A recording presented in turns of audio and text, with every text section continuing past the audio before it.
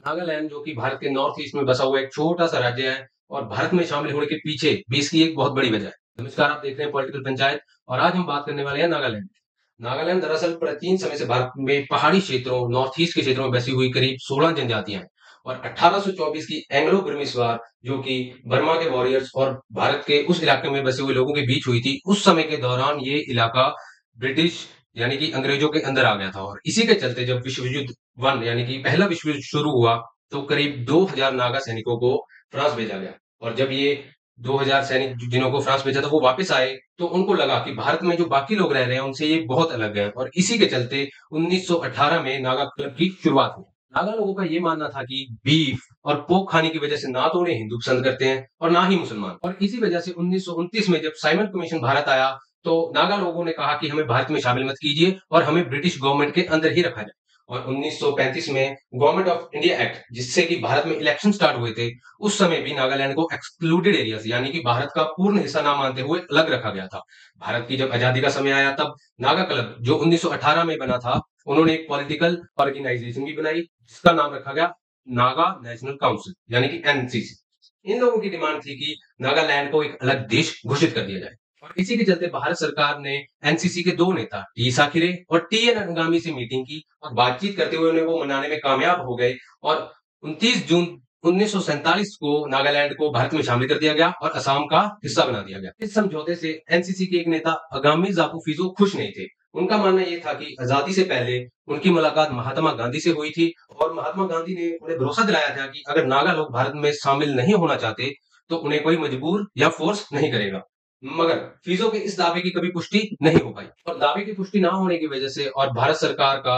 NCC के दूसरे नेताओं को मनाने और नागालैंड को भारत में शामिल करने की वजह से फीसो ने नेहरू सरकार का विरोध किया और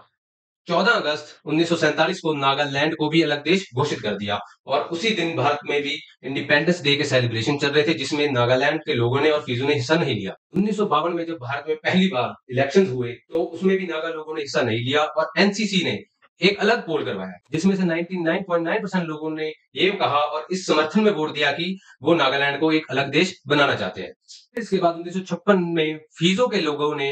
टी साखिरे, ये वही नेता हैं जिन्होंने भारत सरकार के साथ मिलकर नागालैंड को असम में मिलवा दिया था और भारत का हिस्सा बनवा दिया था। इसी टी साखरे की हत्या फीजो के लोगों ने कर दी और इसी समय फीजो भी इंग्लैंड भाग गए और वहां से अपनी अंडरग्राउंड आर्मी को वो चलाने लगे और इसी के चलते नागालैंड के हालात काफी ज्यादा खराब हो गए और 1958 में भारत को the armed forces special powers act पास करना पड़ा। इस एक्ट के पास होने का कारण था 1956 और 1958 के बीच जो लड़ाई चल रही थी नागा लोगों की, भारत का हिस्सा नागालैंड को नहीं बनाना और उनको अपना अलग देश चाहिए, उसके बीच करीबन 1400 नागा लोग मारे गए थे और इसी लड़ाई से तंग आकर नागा लोगों ने एक संगठन भी बनाया जिसका नाम था नागा पीपल कन्वेंशन यानी कि एनपीसी। और एनपीसी और भारत सरकार के बीच बातचीत शुरू हुई और यह तय हुआ कि नागालैंड को एक अलग राज्य बना दिया जाएगा, यानी कि नागालैंड को असम से अलग कर कर एक अलग राज्य बना दिया जाएगा। इसी बीच एनपीसी के कुछ मेंबर चीन में जाकर हथियार और वहां ट्रेनिंग ले रहे थे, लेकिन अलग अलग कबीले होने के कारण इनमें एकजुटता नहीं थी और इसी बात का फायदा इंदिरा गांधी ने उठाया। इंदिरा गांधी ने नागालैंड के कई लीडर्स और एनपीसी के अंडरग्राउंड लीडर से मुलाकात की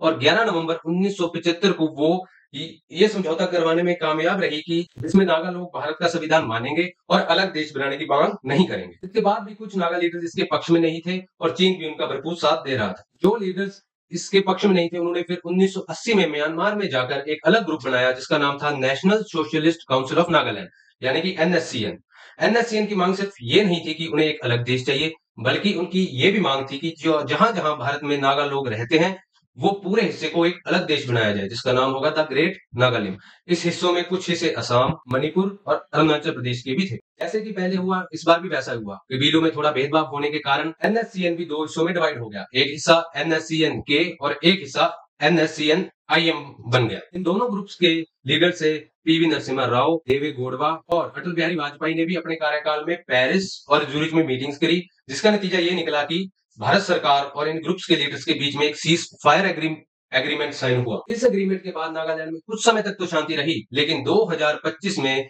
एनएससीएन के कुछ लोगों ने भारतीय सेना पर हमला किया और वो जो सीज फायर एग्रीमेंट उन्होंने किया था उसे भी तोड़ दिया। वर्तमान स्थिति में मोदी सरकार ने एनएससीएन आईएम के साथ फिर से एक एग्रीमेंट साइन किया है जिसमें वो हिंसा रोकने और भारत के साथ मिलकर रहने की बात करते हैं। लेकिन अभी भी दोनों ही ग्रुप्स नागालैंड का एक अलग कॉन्स्टिट्यूशन यानी कि संविधान और झंडे की मांग करते रहते हैं। नागालैंड पहले के मुकाबले ज्यादा शांत है, लेकिन अभी भी नागालैंड विकास और बेरोजगारी के दौर से गुजर रहा है। नागालैंड के लोग अभी भी अपने कल्चर को बनाए रखे हैं और उभरते हुए भारत के साथ साथ आगे बढ़ रहे हैं। आपको इस पूरे मामले के बारे में क्या लगता है? आप अपनी राय कमेंट्स में दे सकते हैं। नमस्कार।